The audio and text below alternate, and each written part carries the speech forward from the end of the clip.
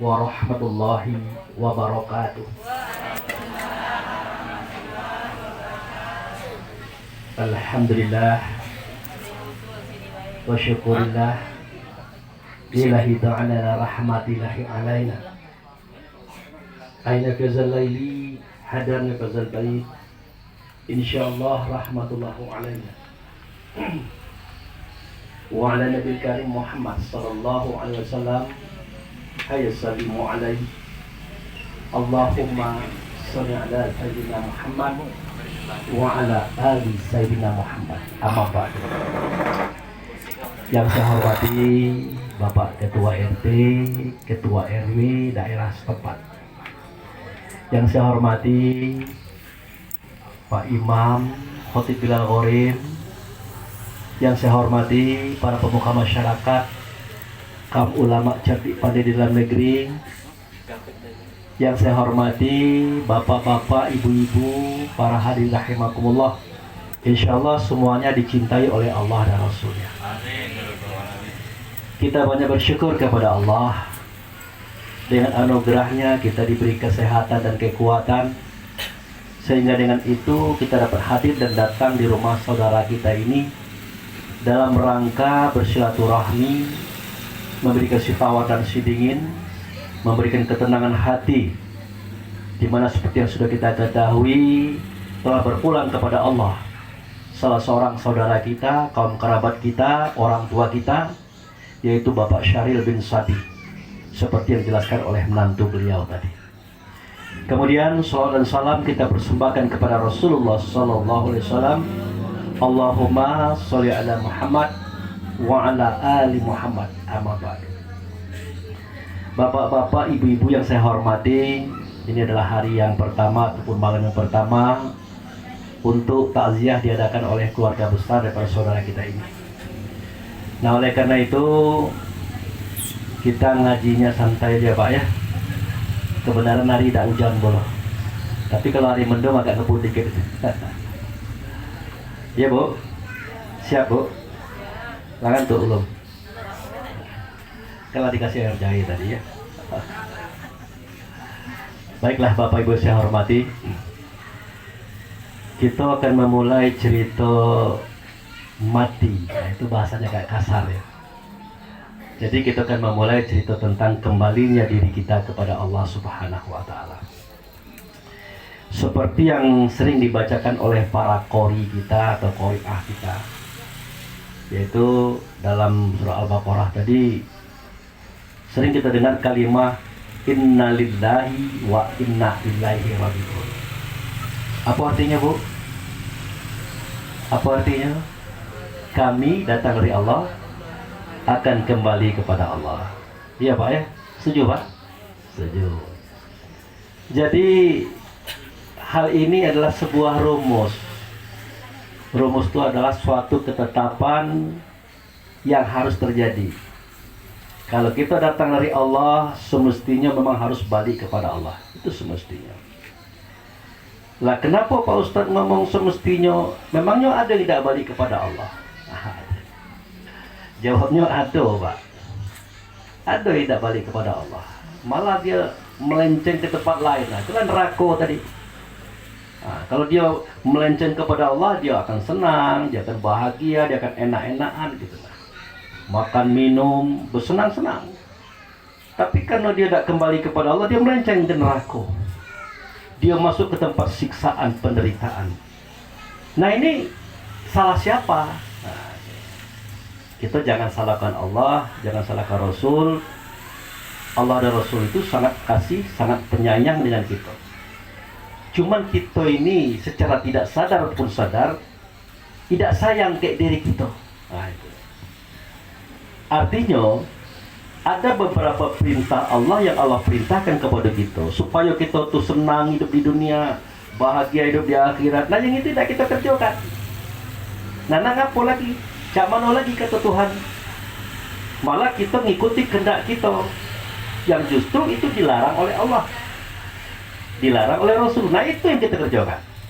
Nah jadi benar adanya Di antara kita ada yang memang balik kepada Allah lagi, dan ada yang tidak kembali kepada Allah lagi. Dia masuk cemplung ke neraka situ. Bapak Ibu yang saya hormati, baik kita mulai saja menjelaskan siapakah diri kita yang sebenarnya. Nah, kan gitu. Karena kalau kita tidak tahu mana diri kita, nah itu repot juga itu. Jadi seperti yang sering saya sampaikan dalam kajian-kajian takziah, ada sebuah firman Allah yang bunyinya, kullu nafsun dha'iqatul maut tsumma ilaina turja'un.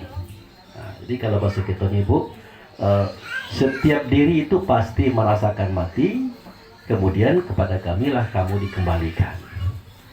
Jadi ayat ini sederhana memang. Sederhananya di mana? Pertama ayat ini pendek. Setiap diri pasti merasakan mati, kemudian kepada kamilah kamu dikembalikan. Akan pendek itu. Tetapi kalau didalami, diselami, terdapat mutiara yang sangat luar biasa. Kenapa sedemikian? Karena pada ayat itu menunjukkan kepada kita bahwa pada batang tubuh yang satu, badan yang satu, terdapat dua diri. Nah itu, ada diri yang mati, ada diri yang kembali. Nah ini yang harus kita tahu dulu, ya Bu ya. Harus tahu dulu tuh. Pertanyaannya Pak Ustadz, diri yang mati itu yang mana? Nah itu. Nah diri yang mati itu itulah yang kita tengok tuh, dia tertelentang, nah, dia dimandikan, dia dikafani, dia disolatkan, dia dikuburkan ke dalam tanah. Nah itulah diri yang mati. Aja itu. Nah kalau diri yang kembali, sesuai dengan rumus tadi, dia datang dari Allah, masuk ke dunia, dimasukkan ke dalam tubuh, dipari dalam hati kita, sampai ajal, keluar dari hati, keluar dari tubuh, keluar dari dunia, mestinya balik kepada Allah. Itulah roh. Nah roh itulah diri kita yang sebenarnya. Nah itu harus kita pahami nian itu. Artinya badan kita, jasad kita, tubuh kita yang hari ini nampak, itu hanya casingnya baik. Tahu casingnya? Sarangnya baik, bajunya bangko dia. Nah, jadi badan, tubuh, jasad kita ini hanya casing saja. Yang kita nian itu yang ada di dalam badan itu. Nah itu. Jadi seketika badan tadi sudah mati, dia dimandikan, dikafankan, disolatkan, dikuburkan. Karena dia sudah tidak dimanfaatkan lagi. Pak Ustadz, kalau tidak dikuburkan cak mana? Nah, tidak tahan kita Pak. Ya, jadi penyakit dia. Terutama pihak keluarga, kaum tetangga, lagi perlu ngeri. Nengok orang mati tidak dikubur. Nah, lagi dikubur bayi penakut, kita lewat kuburan. Iya Bu? Iya. Ngapa Ibu takut? Kenapa kita takut lewat kuburan Pak? Tapi sebenarnya itulah namun kalau kata orang-orang tua kita itu pola pikir. Kita ini kebiasaan mengikuti pemikiran orang-orang terdahulu yang kira-kira tidak logis. Cobalah sehari-harian kita berkawan dengan dia, bele eloan dengan dia elok ke kita elok dengan dia. Pas dia meninggal, kita sekamar kayaknya lah penakut, lagi dandak lagi. Padahal waktu dia hidup, dia tidak pernah nyentik telinga gitu. Apalagi nang gigit gitu, tidak ada. Bahkan dia baik dengan gitu. Pertanyaannya, kenapa kita takut? Masuk akal tak kira-kira? Tidak masuk akal. Tapi itulah kenyataannya Pak, penakut. Nah, sudah itu kita mandikan, kita kafani, kita sholat, kita kuburkan di pemakaman. Biasanya kita berkunjung ke rumah beliau karena kita rindu kayak dia. Nah, tapi kali ini kita agak penakut datang ke situ. Nah, apa pula masalahnya? Apalagi malam hari. Nah, itu dia. Ada ibu yang berani ke kuburan seorang malam-malam? Tidak ada. Bapak ada yang berani. Ngapa kita takut? Itulah yang disebut dengan pola pikir Pak. Pola pikir yang tidak logis. Tapi nian Pak Ustadz, kami itu pernah dulu lewat di kuburan tuh, ada nian pocong di situ Pak. Nah itu kan, ada nian hantunya, ada dia begini begitu. Nah itu dia. Nah sebenarnya apa yang kita dengar, apa yang kita tengok di tempat-tempat yang kita takuti, itu sebenarnya pemikiran kita Pak. Itu pemikiran kita Ibu. Saya dulu pernah mengalami, waktu itu ya maaf, ada orang yang meninggal gantung diri. Lama lah, ada 3 hari baru ketahuan, baunya luar biasa. Luar biasa, tak enak gitu. Waktu diturunkan saya melihat itu. Dibopong oleh keluarganya, kalau saya tidak berani motongnya. Kenapa? Ya maaf ya, waktu itu saya belum siap bau itu. Sudah sehari, 2 hari, 3 hari, masih terbau juga. Masih terbau juga bau itu. Padahal orang itu tidak ada dekat saya, dialah dikuburkan. Aduh. Timbul pertanyaan, apakah yang menyebabkan saya tercium itu? Bukan orang tua dekat saya, pemikiran saya, perasaan saya, rasa diri saya masih merekam bau itu. Nah, itu juga dengan penengokan. Rasanya kita lewat di batang, bukan batang itu, batang lain rasa nampak. Kenapa nampak? Karena pemikiran kita seperti itu. Nah, itulah yang disebut dengan pola pikir. Jadi apa yang kita pikirkan, itulah yang kita rasakan. Tidak pacak-pacak yang kita rasakan itu nyata. Nah, itu. Makanya kalau ada pocong, kejar tangkap, ambil kainnya, pasti lari dia. Karena tidak logis. Iya, mandi juga beda pacak. Kita yang mandikan, kita yang apa nih, kita yang menyolatkan, kita yang angkat ke kubur, kita tanam puluh. Jangan dia tidak keluar. Jangankan yang model itu, Pak Didi yang gagal atau jadi kubur, dapat pacak keluar itu. Nah, dia lagi hidup-hidup tuh, lagi gagal itu dikubur. Dapat pacak keluar, apalagi yang tidak bernyawa lagi. Tapi kenapa kita takut? Itulah pola pikir. Baik, kita masuk ke cerita kita tadi. Jadi Bapak Ibu yang saya hormati, seketika diri kita, roh kita keluar dari tubuh, dia itu belum langsung kepada Allah, belum. Tapi ada suatu tempat batas antara dunia dan akhirat, namanya barzakh. Barzakh itu artinya batas. Kenapa batas? Dikatakan di dunia badannya lah tak nyol lagi, tak terkubur. Dikatakan kiamat, langit dan bumi belum hancur. Maka terletaklah beliau-beliau itu di alam batas, namanya alam barzakh. Nah itu ada 2. Ada namanya aliyin, ada namanya asijin. Nah kalau aliyin itu tempe orang yang bersenang-senang, tempe orang yang berlemak-lemak, tempe orang yang amal solehnya banyak. Kalau asijin itu tempe orang disiksa, diazab, babak belur, bengkak-bengkak, nanggung di situ. Nah kedua tempat itu tinggal kita pilih. Kita milih yang mana? Bu, nak milih yang mana? Nak yang lemak apa yang susah?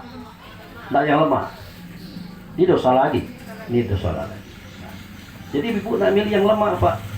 Bapak nak milih yang mana? Yang lemak. Iya, kita Pak, bulan Ramadan kemarin, kita kan bersahur waktu fajar, berbuka setelah azan atau beduk berbunyi. Tapi waktu beduk nak dipukul ataupun azan nak dibunyikan, kata Allah jangan dulu azan, jangan dipukul dulu beduk itu. Kalau nak azan, azanlah, tapi puasa kamu ditambah 2 hari lagi. Kata Allah, nah, misal ini, tahan Pak, tidak makan, tidak minum 3 hari 3 malam, baca mati, baca ini. Nah, lemah tidak beragama, ada baca ini. Nah, mulai kita banyak ijaan itu. Artinya baru 3 hari lah tidak tahan, tidak makan, tidak minum. Nah kita bayangkan di alam sana tuh kita nak makan Bapak, kita nak minum, kita nak lemak, nak bersenang-senang.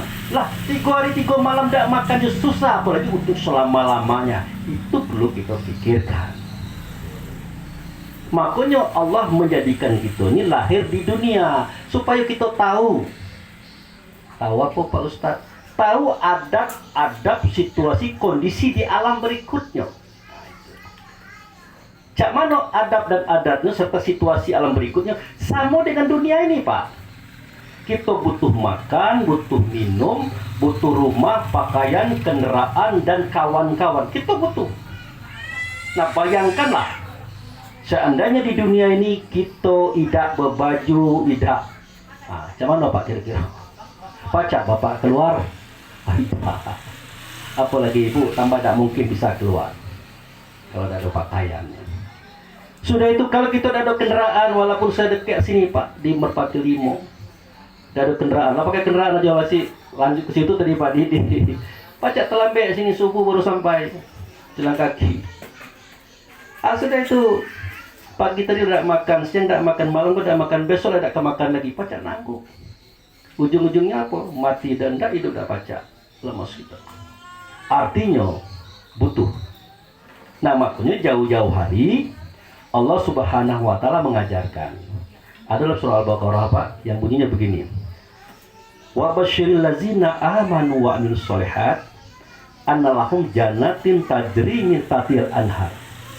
Kulama ruziqu min hanas samara wa rizqa qalu hadzal ladzi ruziqna min qablu bihi mutasyabiha wa lahum fiha azwajun mutahharah wa hum fiha khalidun.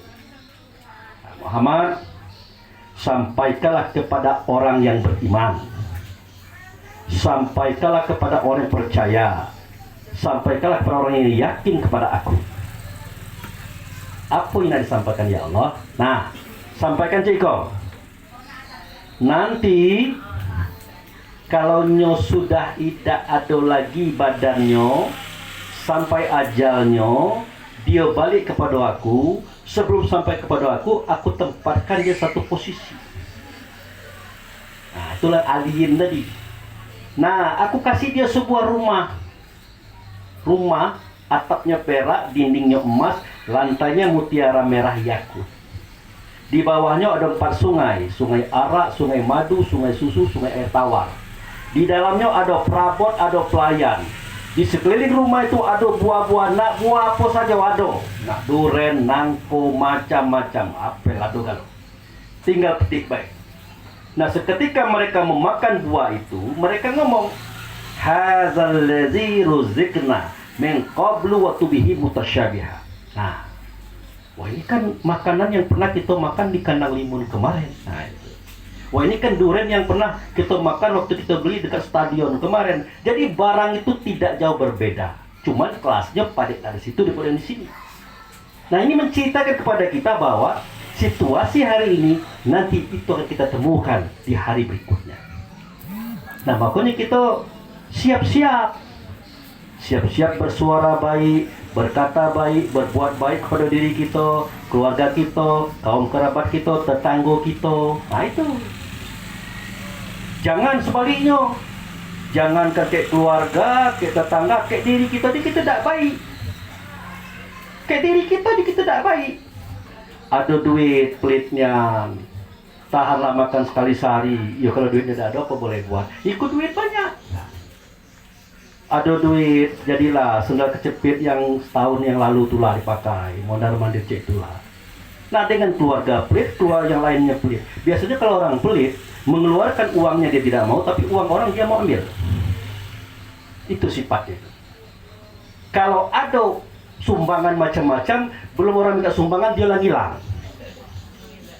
Nah itu. Iya Pak, iya Bu. Apa nama itu? Pengerit. Nah itu galau. Nah, itu. Jadi itulah. Berbuat baiklah kita, suara kita baik, kata kita baik, perbuatan kita baik kepada keluarga, kaum kerabat, semuanya.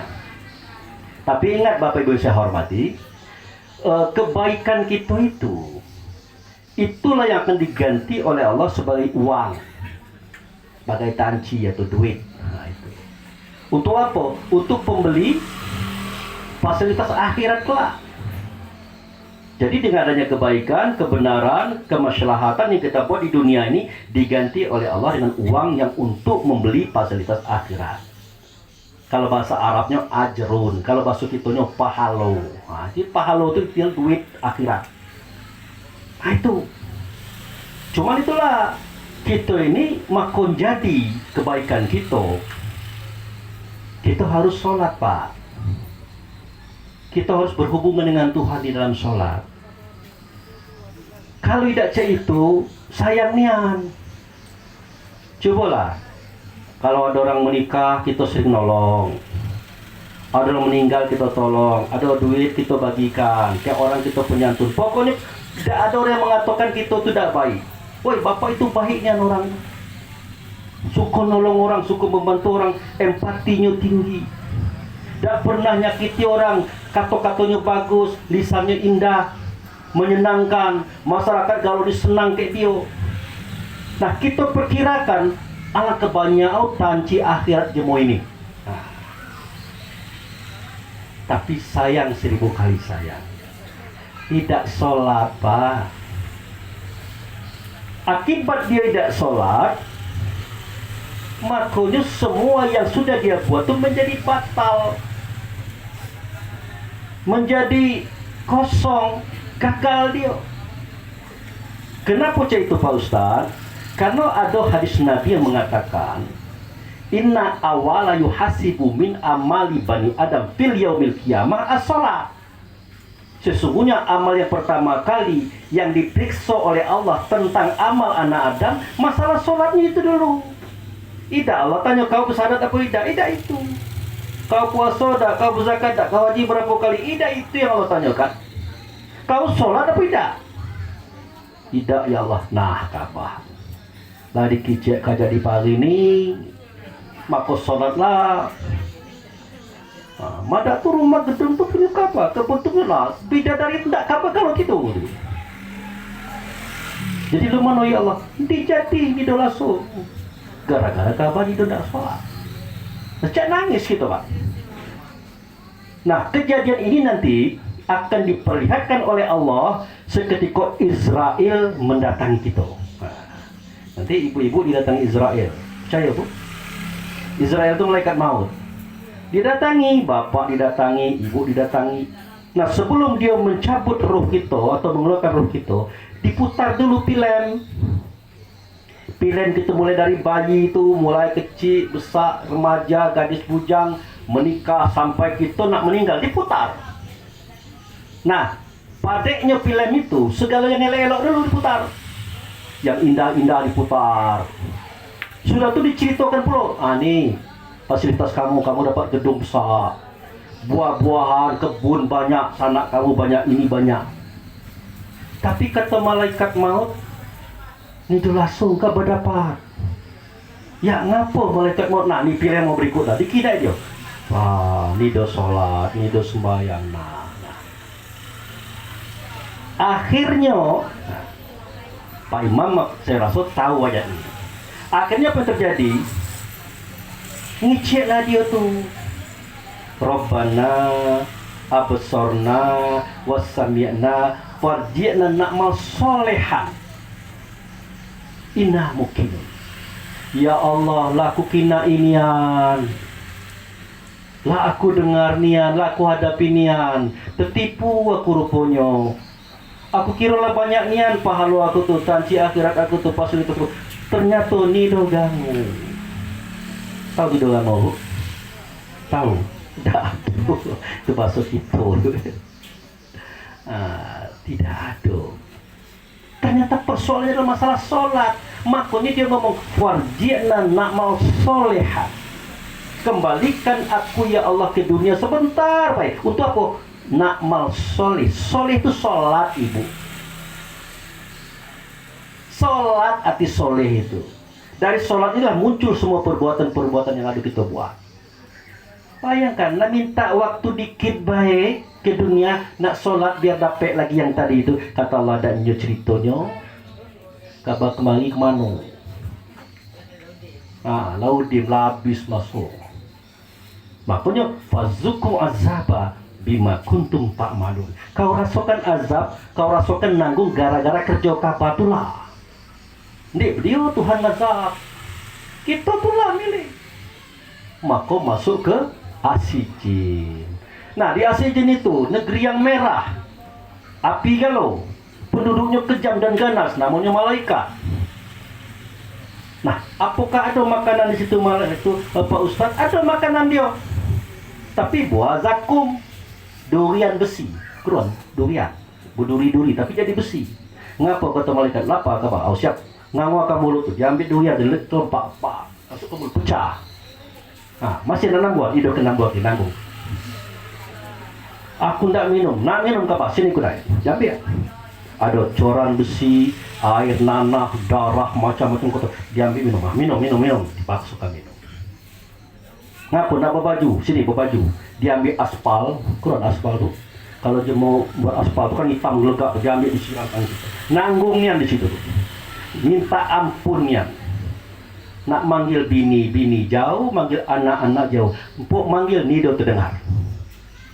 Itu akibat apa? Kelalaian kita.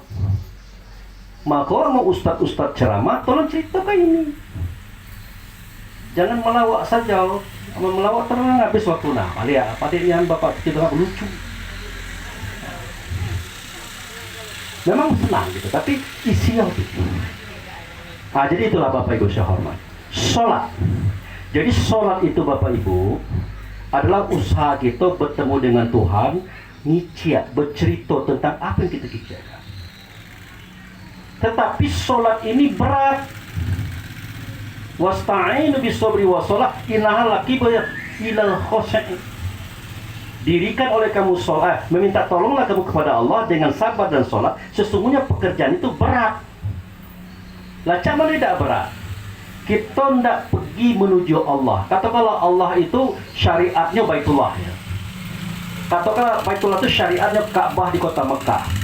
Intinya kita mengingat ke situ. Makanya setiap masjid mengarah ke situ. Nah, kita sudah berwudu, lah berpakaian indah, lam bawa telekung, lam bawa sejadah ke masjid. Baru kita ndak takbir, Allahu Akbar. Mulai dalam hati ibu itu, kira-kira kalau amu warisan, topo selek. Lontong, lotek, apu sate.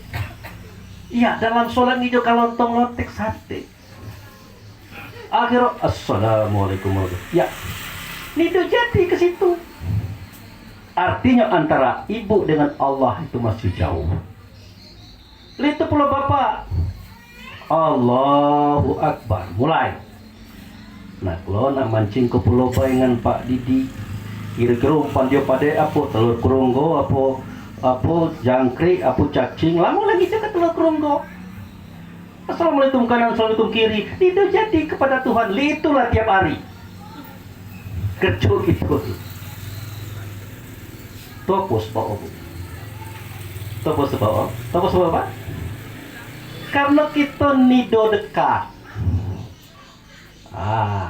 Karena kita nido dekat. Kalau bahasa akrab itu, kalau bahasa Arab itu nido akrab. Jadi akrab itu asalnya koroba. Koroba itu kurban. Iya Pak Didi. Jadi syariat kurban yang dibuat oleh Allah dan Rasul untuk orang Islam sebenarnya untuk nolong itulah, untuk nolong kita, memudahkan ingatan kita, perasaan kita hadir di hadapan Tuhan. Makanya kita dekat dengan Tuhan. Itulah korban tadi. Jadi kurban itu dalam bahasa kitunya dekat.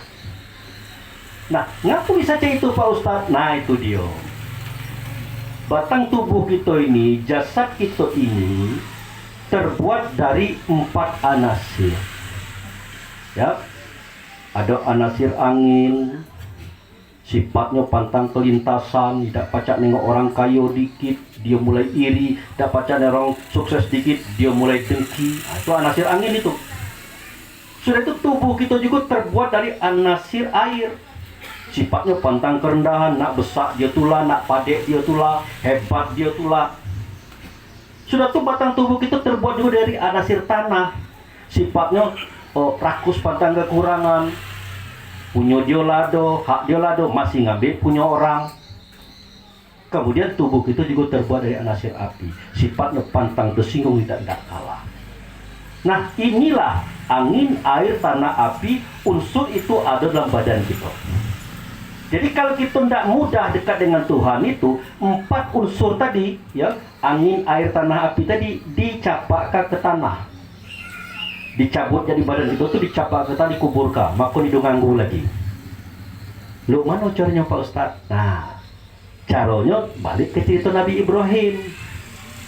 Nah, Nabi Ibrahim itu tadinya semestinya menyembelih Ismail. Iya bu. Ismail anaknya tuh yang disembelih semestinya diganti oleh Allah dengan kibas atau kambing carut itu nih. Maka dianggap oleh Allah sah. Walaupun Ismail itu jadi dipotong, dengan terpotongnya kibas tadi dianggap sudah menyembelih Ismail. Nah itu juga kita. Caron capak ke anasir angin, air, tanah api tadi. Caronyo nyembelih kambing, kibas, sapi, kerbau, onta. Makanya kalau kita berkorban, ditengok hewan korban itu, ya, ditengok. Kenapa? Karena pada dasarnya itu diri kita. Dirobek kulit, diputus urat, dipecah tulang, tiba-tiba berhembus seperti angin, mengalir seperti air, kental seperti tanah, merah seperti api. Itulah darah yang harus dikeluarkan, ditumpahkan ke tanah. Bersamaan dengan jatuhnya darah ke tanah, bersama dengan itu juga penyakit hati kita berguyur lengit, berguyur hilang. Nah itu ibu, makanya perlu kita tengok itu. Nah sesudah itu kalau baru kita sunat kurban, minta tolong kepada Allah, ya Allah aku tengok tadi kurban aku ni do banyak melawan nian. Tapi amu kurban kita mulai nanduk jemu, nyipak jemu, nah itu berarti perangai kita masih itu. Maka jadi kenai. Nah kalau zaman pagi ini Pak, maafnya bukan kita membuka rahasia sejarah, dari Nabi Adam sampai Nabi Muhammad ini do gango dia nyembelih kerbau, nyembelih sapi, nyembelih unta, datu untuk kurban ya, semuanya kambing, kibas. Jadi satu orang satu kambing, biar tahu perangai kita tuh. Nah misalnya kambing Pak Abu Fikri, mulai dikecak, kalau mulai ngamuk, mulai nerajang, mulai nanduk-nanduk jemur. Nah, berarti Pak Abu Fikri masuk ini. Ketahuan. Pas disembelih darah, tukang sembelih pula kena garu darah. Wah, ketahuan. Tetapi di akhir zaman, para ulama mengambil unsur manfaat. Baguskah? Bagus. Banyak orang dapat daging. Tapi sego nengok perangai siapa ini. Mulailah kita sapi tadi gak melawan perangai Ka'bah itu. Omaku ni dong, nah mulai bingung kita. Ini perangai siapa? Nah itu maksudnya Pak. Itu tujuan dia. Kalau kita kaji nian. Nah jadi Bapak Ibu saya hormati, kalau sudah berkorban tahun lalu, amu adu tanci hari ini, dia ngapa ngulang kurban lagi? Kenapa? Ada takdir. Kita ini mestinya tahun ini tumpah darah. Apa ditabrak motor, ditabrak mobil, apa terkapak pisau. Kalau darah sudah dialirkan hari ini, takdir itu dirubah oleh Allah. Darah itu itu jadi ngalir. Kenapa? Sudah dialirkan oleh kambing kurban tahun ini. Jadi itu. Ya Bu, ada tanci kurban besok? Ada Pak Didi? Ada. Nah itu Bapak Ibu. Jadi silakan daftar kepada pengurus masjid, panitia kurban. Intinya itu. Nah, kalau daging itu tidak perlu Allah itu. Allah tidak membutuhkan darah dan daging hewan kurbanmu itu, tapi aku butuh ketakwaanmu itu, pemahamanmu tentang kurban itu yang minta. Nah, jadi dengan adanya itu, sholat kita lancar, doa kita mantap, maka semua itu menjadi fasilitas yang baik. Tapi kalau sholat kita ngalur ngidul cak tadi, walaupun lumayan daripada mau di sholat, bermasalah juga itu. Mungkin Bapak Ibu pernah dengar fawailul lil musallin. Aduh. Nah, celakalah orang yang sholat. Nah, orang sholat celaka itu. Kenapa? Nidu jadi sholat. Dalam sholat dia pergi ke Pulau Bayi mancing ikan. Dalam sholat dia membuat snack. Nidu jadi. Nah, celaka jemu ini. Biar nidu celaka macam mana? Dia berkorban, dia belajar lagi, cak mana fokus pemikiran ingatan dia kepada Allah di Baitullah. Makanya Ka'bah itu harus ada sebagai tanda tempat kita cantolkan ingatan itu. Nah gitu Bapak Ibu sahabat. Jadi balik ke cerita mati tadi, usahakanlah kita itu masuk ke aliyin, jangan asijin, itu saronya. Tapi ada Bapak Ibu yang saya hormati, yang saya prihatinkan ya. Mudah-mudahan ini penutup pengajian malam ini, jangan lama-lama ceramah. Kita nih amal lah bagus, Sadat sudah, sholat sudah, puasa sudah, zakat sudah, haji lah sudah. Kalau umroh jangan ditanya lah 5 kali, misal kan. Nah, suara bagus, kata bagus, perbuatan bagus, banyak sedekah. Cuman rajin ngupat jemo. Nah, itu dia. Ini masalah juga, Pak. Rajin ngupat jemo. Perasaan kita, nido ngapu ngupat jemo memang salah dia, memang itu nakal, memang itu jahat, memang. Nah, perlu kita ketahui. Allah nido peduli jemo itu jahat, jemo itu nakal, jemo itu bejat, itu di urusan kita. Itu urusan dia dengan Allah. Untuk apa? Untuk kita pelajari. Perangai jemu itu kita pelajari. Nah, efek dari begitu ini, efek itu ini. Bukan jadi konsumsi kita nak sidang rapat cerita ke jemu itu. Kadang-kadang laki ngicek ke, ya mana kue kopi aku nih? Kudai aku ke warung, kudai beli kue. Sampai di warung, lupa laki tadi. Ngupat kudai. Atau laki yang tak nanggung nih, angka berapa dia keluar. Pas balik, kalau mau, itulah mamang bawa kue itu, lamun yang balik. Padahal bukan, kan ngupat itu mau tadi. Jadi terakhir saya sampaikan ada 4 kerugian kita di saat kita ngupat jemu. Pertama, kerugian kita adalah rugi waktu, rugi energi. Ngupat jemu itu pakai waktu, Bu. Yang lucunya ngupat jemu ini waktu panjang tuh tidak terasa. Nah itu, nak nambah-nambah lagi gitu. Sudah rugi waktu, rugi energi. Itu satu. Yang kedua, dengan adanya kita ngupati jemu itu tidak berubah jadi baik. Seandainya jemu itu kalau kita upati jadi orang baik, malah kita ngupat saja kerja gitu, biar cepat baik jemu itu. Ternyata tidak. Itu yang kedua. Yang ketiga, biasanya kalau jemu sedang ngupat itu emosinya naik, ya. Emosinya naik, matanya panas, telinga panas, dada panas, otak panas. Kenapa? Belum dia masuk neraka masuk duluan ke dalam badannya. Makanya palanya panas, hatinya panas, perutnya panas, panas kalau emosi. Nah, awak kolesteran. Bersamaan dengan itu, apa yang terjadi Bapak Ibu? Imun kita menurun, daya tahan tubuh kita menurun. Nah, lah tahu kita nih suka makan makanan siap saji, minuman siap saji. Teh itu kalau kita buat hari ini, besok diminum tak pacak lagi karena basi. Ada teh empuk seminggu sebulan hidup basi-basi. Ada teh yang berbotol, ada. Nah, jangan nyebutkan nama produk, marah semua. Ada. Kita buat teh hari ini pagi diminum basi, kawan tehnya seminggu sebulan hidup basi-basi. Ada apa? Nah kan gitu. Tanda ada zat kimia pengawet di dalamnya. Belum lagi yang ikan kalengan, daging kalengan, buah kalengan, instan lain banyak itu. Iya, banyak. Kita hobi makan itu. Berarti setiap hari itu kita makani racun galau itu. Nah, suatu ketika racun itu akan mempengaruhi tubuh kita. Tapi kami hobi makan itu Pak Nido, ngapa-ngapa. Nah, kalau imun Bapak masih bagus, imun Ibu masih bagus. Kalaulah banyak ngopek, lama-lama imunnya turun, nah penyakitan. Aku nih bingung nih, kepala aku ini dia sakit terus ini. Lah obat kesini lah, dokter ini maju gila sakit. Nah itu tadi efek dari racun makanan kita tadi.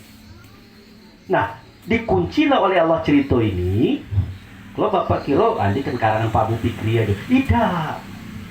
Dalam Quran diceritakan, fi qulubihim maradun fazadahumullahu maradun. Dalam hati mereka itu ada penyakit, maka aku tambah penyakit itu. Apa penyakit tahu? Benci ngejemau, iri ngejemau, dengki ngejemau, maka kita ngupasi jemau itu. Bertambah penyakit. Karena melimpah-limpah di hati ini, merembetlah dia ke badan, ke fisik, nah, ke jasad kita, makanya kita penyakitan. Gara-gara apa? Itu tadi. Neraka masuk duluan ke situ. Nah, jadi itu dijago. Nah, yang keempat kerugiannya kata Rasulullah, dialah jahat, dialah bajingan, dialah diilo, dosa dia pindangan kita Pak.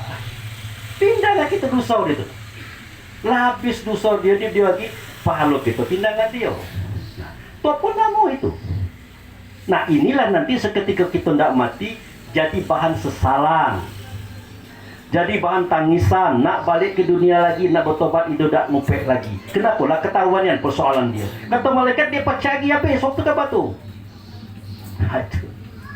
Jadi itu Bapak Ibu saya hormati, untuk kita selamat dalam kehidupan di dunia sampai ke akhirat nanti, banyak-banyaklah berbuat amal soleh.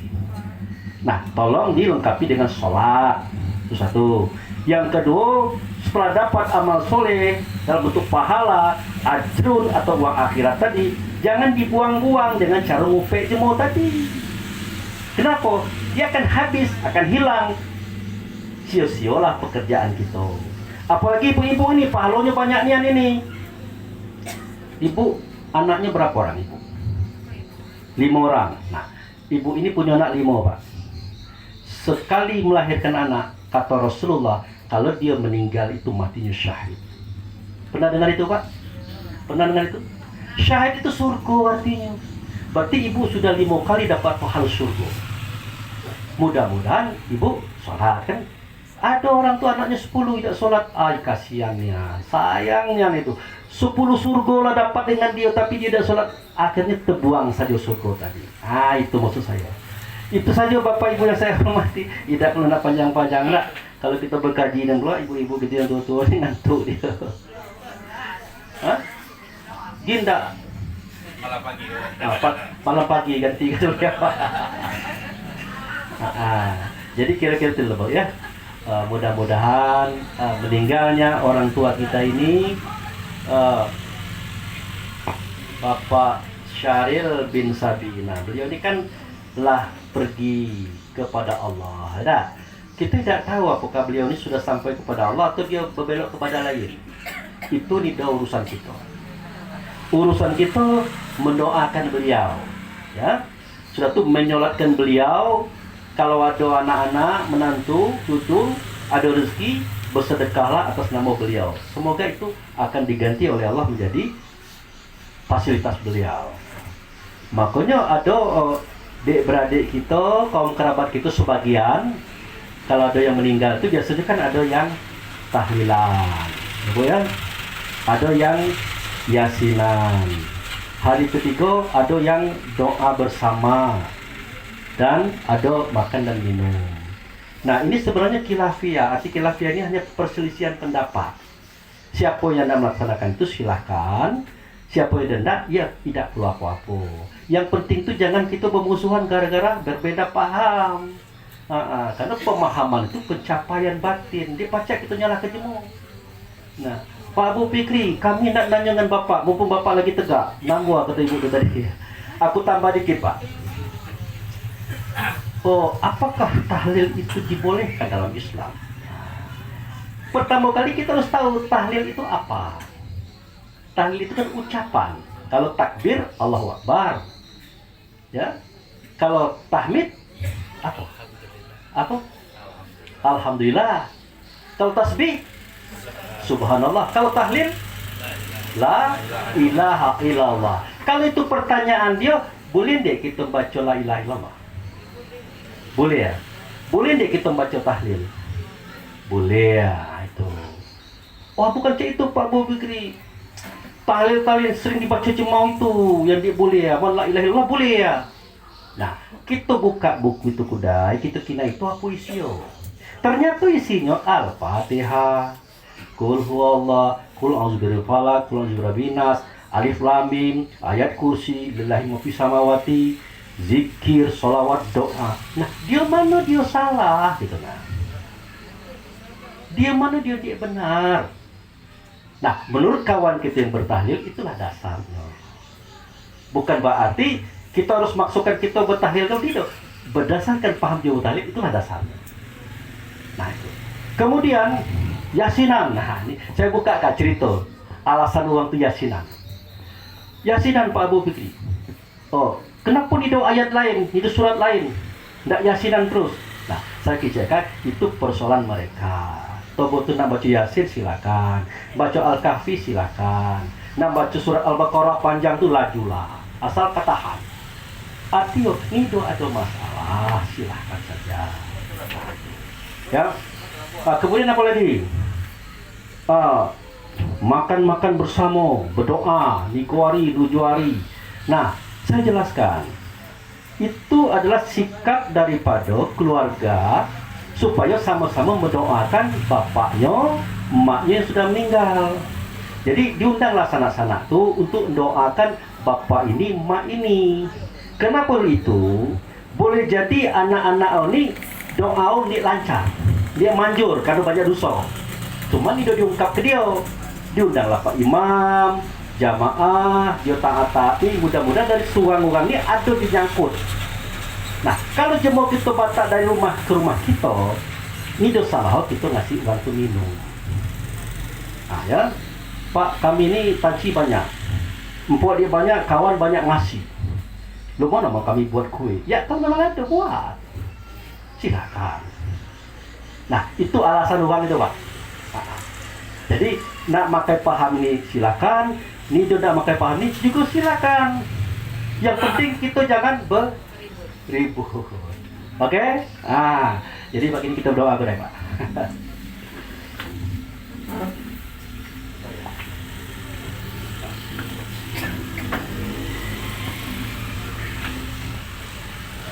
Marilah Bapak Ibu yang saya hormati, kita berdoa kepada Allah untuk orang tua kita, keluarga kita, datuk kita, Bapak Syaril bin Sabi.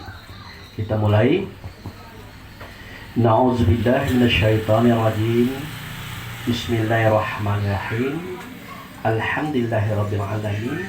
Asyhadu an la ilaha illallah wa asyhadu anna Muhammadar Rasulullah. Allahumma sholli ala sayidina Muhammad.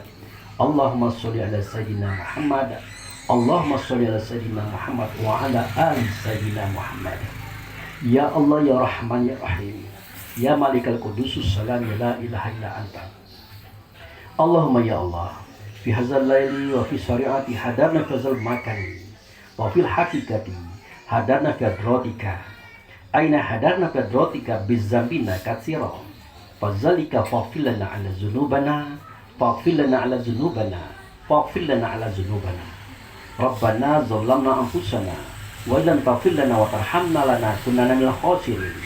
Rabbana fir lana wa liwalidayna warhamhuma kama rabbana syaghira. Allahumma fil mu'minin wal mu'minat, muslimin wal muslimat al ahya'u minhum wal amwat, khususan ikhwana ismuhu Syaril bin Sabi. Allahumma fir lahu warhamhu wa'afihi wa'fu anhu. Allahumma fir lahu warhamhu wa'afi wa'fu anhu. Allahumma fir lahu warhamhu wa'afi wa'fu anhu wa akrim nuzulahu wa wasiyan makhalahu wa adkhuluhu fi rahmatika jannah innaka ghafurur rahim. Rabbana inna nas'aluka salamatan fid din wa afiyatan fi jasadi wa tanfa ilmi wa barakatan fi rizqi wa taubatan qabla al-maut wa rahmatan indal maut wa awina fi sakaratil maut wal maghfirati ba'dal maut. Rabbana fataqabbal minas sholatana wa siyamana wa takasu'ana wa tadaru'ana wa zikrina wa qiraatal qur'ana innaka ghafurur rahim. Rabbana atina fid dunya hasanah wa fil akhirati hasanah wa qina azabannar. Rabbana subhanaka rabbil izzati amma yasifun wassalamun alal mursalin walhamdulillahi rabbil alamin. Terima kasih Bapak Ibu yang sudah berdoa dan mendoakan orang tua kita tadi. Semoga doa tadi diperkenankan oleh Allah, dikabulkan dan memberikan fasilitas bagi beliau di alam sana. Demikian, terima kasih Bapak Ibu. Salah dan benarnya dari saya tadi, saya minta maaf. Kepada Allah saya mohon ampun. Wabillahi taufiq wal hidayah. Assalamualaikum warahmatullahi wabarakatuh.